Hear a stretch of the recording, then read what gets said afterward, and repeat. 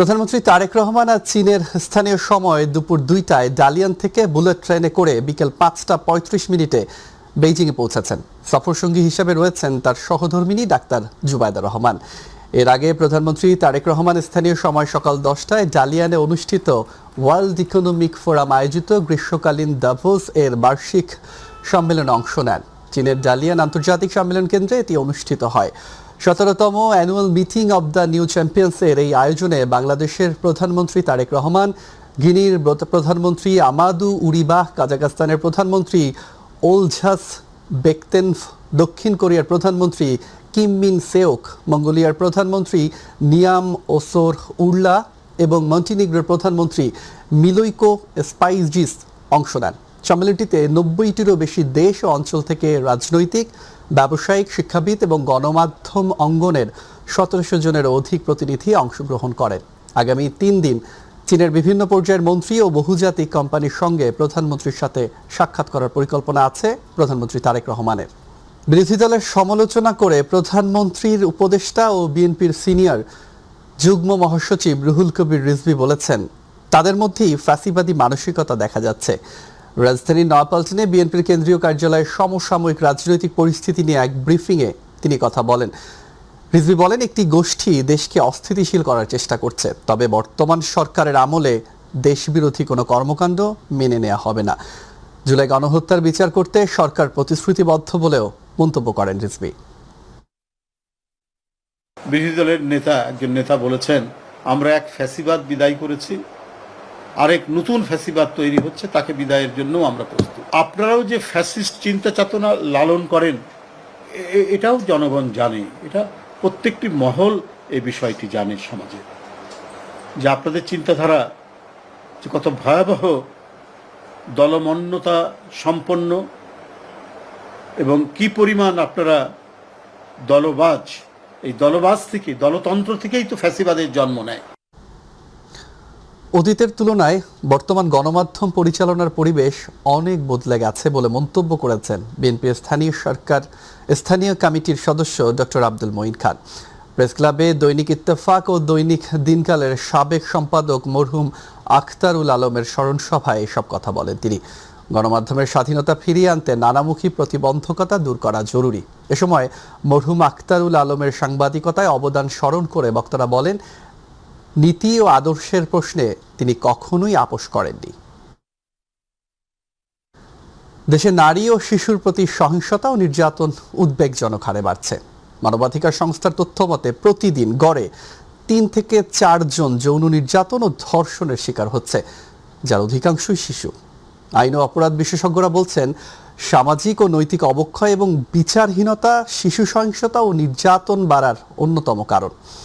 অপরাধ বন্ধে আইনের কঠোর প্রয়োগের পাশাপাশি সামাজিক আন্দোলন গড়ে তুলতে হবে বলে মনে করেন তারা। এসএম আরিফের রিপোর্ট।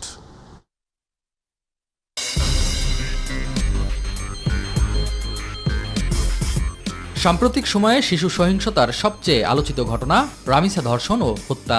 সাধারণ মানুষের ক্ষোভ আর সরকারের দ্রুত পদক্ষেপে মাত্র 4 দিনে বিচার কার্যক্রম শেষে ফাঁসির রায় হয় আসামিদের। উভয় আসামিকে মৃত্যুদণ্ডে দণ্ডিত করেছেন। গণমাধ্যমের তথ্যমতে গত বছরের ডিসেম্বর থেকে এবছর মে পর্যন্ত 6 মাসে অন্তত 164 শিশু ধর্ষণের শিকার হয়েছে। 24টি ঘটনায় ধর্ষণের পর করা হয় হত্যা। মানবাধিকার সংস্থার তথ্য বলছে, বাংলাদেশে প্রতি মাসে গড়ে শতাধিক নারী ও শিশু যৌন নির্যাতন ও ধর্ষণের শিকার হন। বেশিরভাগ ঘটনায় অপরাধী পরিচিত মুখ। অপরাধ বিজ্ঞানীরা মনে করেন, মাদক, পর্ণ আসক্তি সহ নানা কারণে শিশুর প্রতি ধর্ষণ ও সহিংসতা অতিমাত্রায় বেড়েছে। তবে সবচেয়ে বড় দায় বিচারহীনতা। রেপের সাথে যাদের ইনভলভমেন্ট, ডেপুটির সাথে যাদের ইনভলভমেন্ট, মার্ডারের ক্ষেত্রে যাদের ইনভলভমেন্ট, এদেরকে আপনি দেখবেন যে কোনো না কোনোভাবে তাদের পিছনে হয় অনেকগুলো কেস রেকর্ড আছে, অথবা মাদকের সাথে তাদের সংশ্লিষ্টতা আছে। তাহলে সে যদি সে মাদকের বিচারটা যদি ফেস করতে পারতো, অথবা সে যদি অন্যান্য যে ক্রাইমগুলো আছে সেগুলো যদি সে ফেস করতো, তাহলে কিন্তু সে আজকের এই অবস্থায় আসতো না। সে আজকে বড় একজন, সে ডেভিল এখন হইতো না, বড় একজন ক্রিমিনাল সে কিন্তু হইতো না। কেবল বিচারহীনতা নয়, সামাজিক ও নৈতিক অবক্ষয় শিশু সহিংসতা বন্ধ না হওয়ার অন্যতম কারণ বলে মনে করেন এই আইনজীবী। নারী নির্যাতন, শিশু নির্যাতন যে ভয়ানক হারে বেড়েছে এটা অস্বীকার করার কোনো উপায় নেই। এবং এটা যে শুধুমাত্র এখন হচ্ছে তা কিন্তু নয়, এটা দীর্ঘদিন থেকে বহুভাবে চলে আসছে। সবচেয়ে বড় কথা হচ্ছে আমাদের পারিবারিক অবক্ষয়, সামাজিক অবক্ষয় এবং আমাদের মধ্যে এক ধরনের বিচারহীনতা সংস্কৃতি দীর্ঘদিন এমনভাবে রপ্ত হয়ে গেছে যে এটা থেকে আমরা চাইলেও খুব সহজে বের হতে পারবো না। বিশেষজ্ঞরা বলছেন, শিশু নির্যাতন ও ধর্ষণ বন্ধে কঠোর আইনের প্রয়োগের পাশাপাশি সামাজিক আন্দোলন গড়ে তুলতে হবে। সবচেয়ে আশার বিষয় হচ্ছে এখন উচ্চ আদালতে শুধুমাত্র নারী এবং শিশু নির্যাতন রিলেটেড যে আপিলগুলো সেগুলো শোনার জন্য আলাদা বেঞ্চ গঠন করা হয়েছে। আমরা আশা করব যে এই প্রক্রিয়া চলমান থাকবে। আমাদের সোসাইটাল ইনভলভমেন্ট দরকার, সোশ্যালাইজেশন দরকার এবং যে ইম্পিউনিটি, যে বিচারহীনতার সংস্কৃতি, এখান থেকে বেরিয়ে আসার আমাদের পথ খুঁজতে হবে। এস.এম. আরিফ, মাই টিভি, ঢাকা। লার্ভা ধ্বংস করা ও এর উৎস ধ্বংস করতে এডিস মশা নিধন অভিযান চলমান থাকবে বলে জানিয়েছেন স্থানীয় সরকার প্রতিমন্ত্রী মীর শাহে আলম।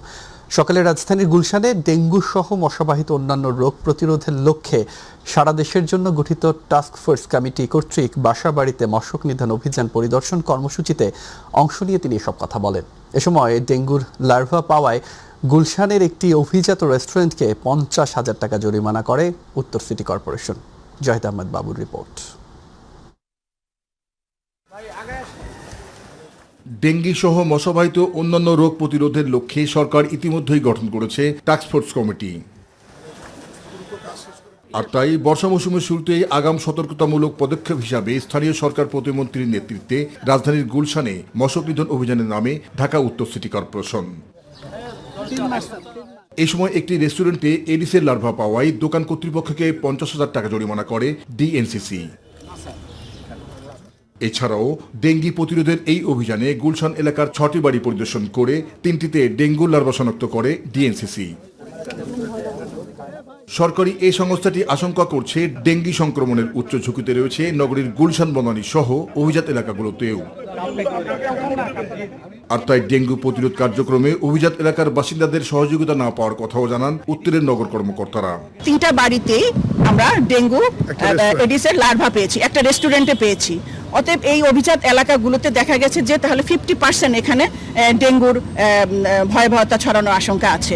এডিস মশা দূরকরণ শুধুমাত্র সিটি কর্পোরেশনের পক্ষে দূরহ হয়ে যাবে। সুতরাং আজকে আমরা আহ্বান জানাচ্ছি যে আপনার নিজ নিজ বাড়ি, নিজ নিজ ছাদ বাগান, বেসমেন্ট, সিঁড়িঘর, এই জায়গাগুলোকে আপনারা শুকনো রাখুন, পরিষ্কার রাখুন। তবে মানুষের সুরক্ষা নিশ্চিত করতে এই কার্যক্রম চলমান থাকবে বলে জানান স্থানীয় সরকার প্রতিমন্ত্রী। এডিস মশার উৎপত্তি স্থল লার্ভাগুলি কিভাবে যাতে ধ্বংস করা যায় এবং লার্ভাগুলি যাতে উৎপত্তি না হতে পারে, এই বিষয়গুলো নিয়ে আমাদের বিস্তারিত আলোচনা হয়েছে। জনসম্পৃক্ততা, জনসচেতনতা বৃদ্ধির লক্ষ্যে আজকে প্রথম অভিযান। ডেঙ্গু প্রতিরোধে বাসাবাড়ি ও আশেপাশের পরিবেশ পরিষ্কার রাখতে ডিএনসিসিকে সহযোগিতা করার আহ্বানও জানান মীর শাহে আলম।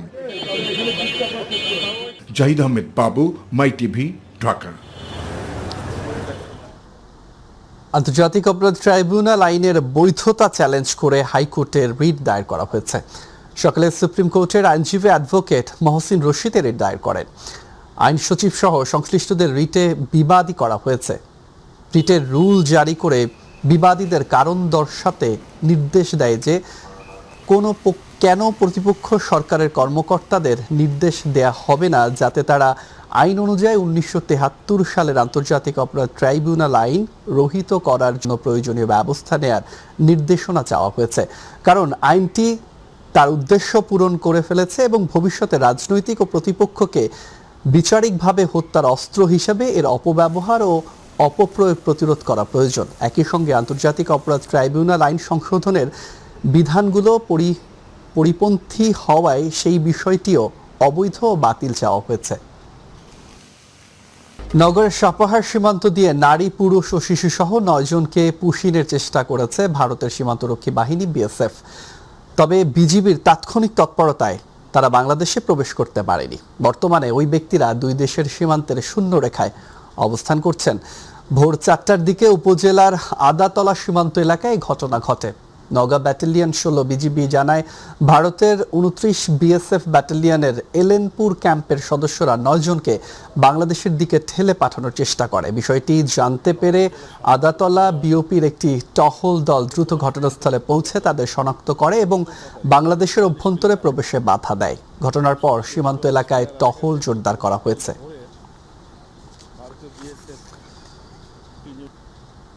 জিডিপিতে ক্রিয়েটিভ শিল্পের অংশগ্রহণ বাড়াতে সরকার কাজ করছে বলে জানিয়েছেন শিল্প ও বাণিজ্য মন্ত্রী খন্দকার আব্দুল মুক্তাদির। তিনি বলেন, সরকার দেশীয় শিল্পের উন্নয়ন ও বাজার সম্প্রসারণে কাজ করছে। রাজধানীর ইআরএফ কার্যালয়ে জাতীয় বাজেট 2026-27 এসএমই খাতের প্রত্যাশা ও প্রাপ্তি শীর্ষক কর্মশালায় প্রধান হিসেবে কথা বলেন তিনি। চাহিদা অনুযায়ী শিল্প খাতে জ্বালানি সরবরাহ করা সম্ভব হচ্ছে না উল্লেখ করে তিনি বলেন, বিদেশি বিনিয়োগ বাড়াতে নানা ধরনের উদ্যোগ নিচ্ছে সরকার।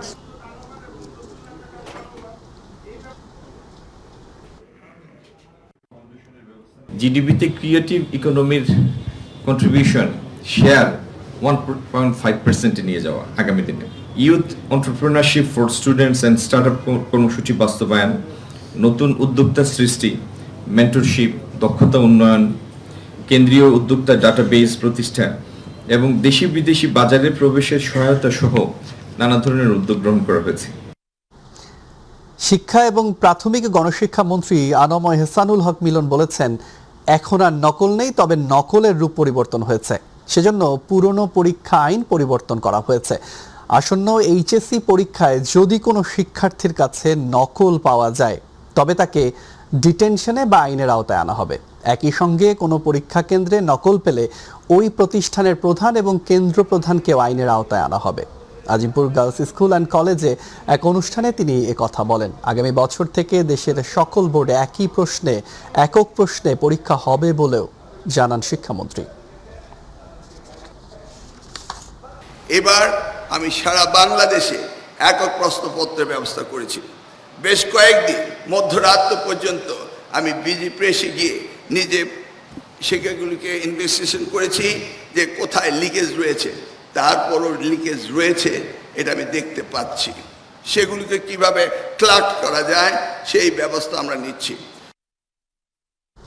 মানবিক স্বাস্থ্যসেবা গড়ে তুলতে চায় সরকার। সেই লক্ষ্যে স্বাস্থ্য খাত পুনর্গঠনে কাজ চলছে বলে জানিয়েছেন স্বাস্থ্য পরিবার কল্যাণ মন্ত্রণালয়ের প্রতিমন্ত্রী ডাক্তার এম এ মুহিত।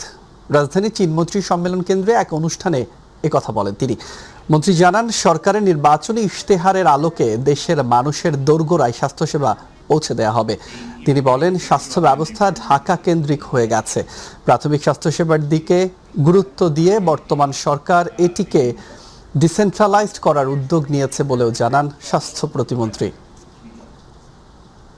বাংলাদেশের 70% মানুষ রুরাল পপুলেশন, তারা রুরাল এরিয়াতে থাকেন, কিন্তু দুঃখজনক হচ্ছে আমাদের হেলথ ওয়ার্কফোর্স, বিশেষ করে ডাক্তারদের প্রায় 70% থাকেন বড় শহরগুলোতে।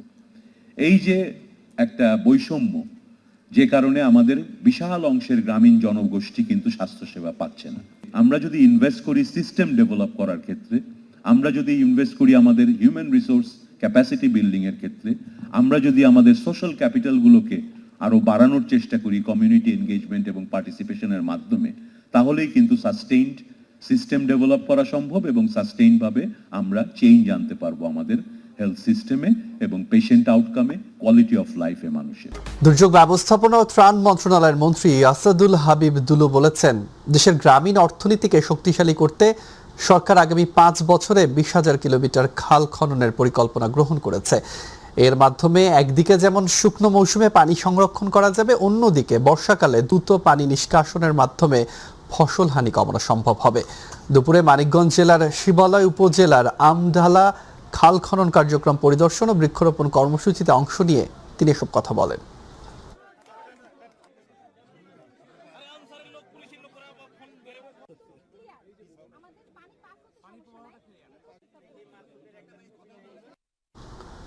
ভারী বর্ষণ ও উজান থেকে নেমে আসা পাহাড়ি ঢলে যমুনা নদীর সিরাজগঞ্জের সকল পয়েন্টে পানি বাড়ছে।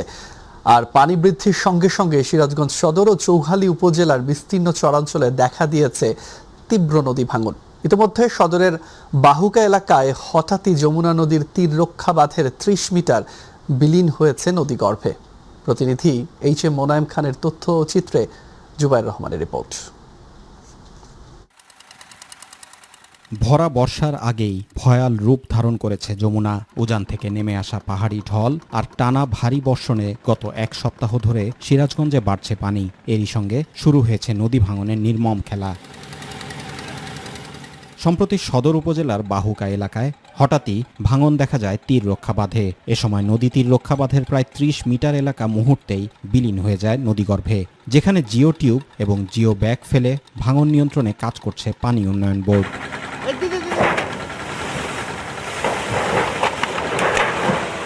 স্থানীয়রা বলছেন, ভাঙনের কারণে হুমকির মধ্যে রয়েছে বাহুকা, ইটালি, গজারিয়া, ভেওয়ামারা সহ আশপাশের বেশ কয়েকটি গ্রামের ফসলি জমি সহ বিভিন্ন স্থাপনা। এতে ভয় ও আতঙ্ক দেখা দিয়েছে তাদের মধ্যে। মানে বাড়িটা আমাদের ছেলে এই জায়গাতে, এই উত্তর সাইডটাই, সে বাড়িটা ভেঙে গেছে, জমা সব চলে গেছে, দুনছে চলে যেতেছে।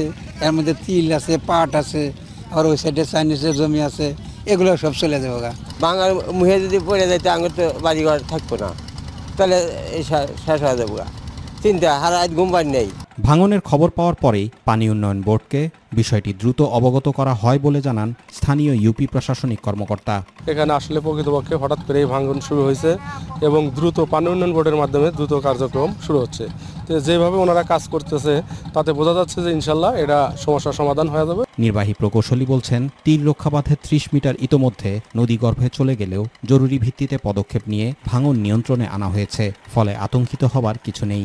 আমরা ঊর্ধ্বতন কর্তৃপক্ষ বরাবর আলাপ করছি এবং আমরা বিশেষ করে ওই জায়গাগুলোতে যাতে প্রজেক্টের আওতায় আসে সেই জন্য আমরা চেষ্টা চালাতেছি। যেমন আপনার ওই ফেমি একটা প্রজেক্ট চলমান, প্রজেক্টের নেক্সট স্টেজ মানে থার্ড স্টেজে এটা অন্তর্ভুক্ত করা যায় কিনা চলমান চলবে। জুবাইর রহমান, মাই টিভি নিউজ।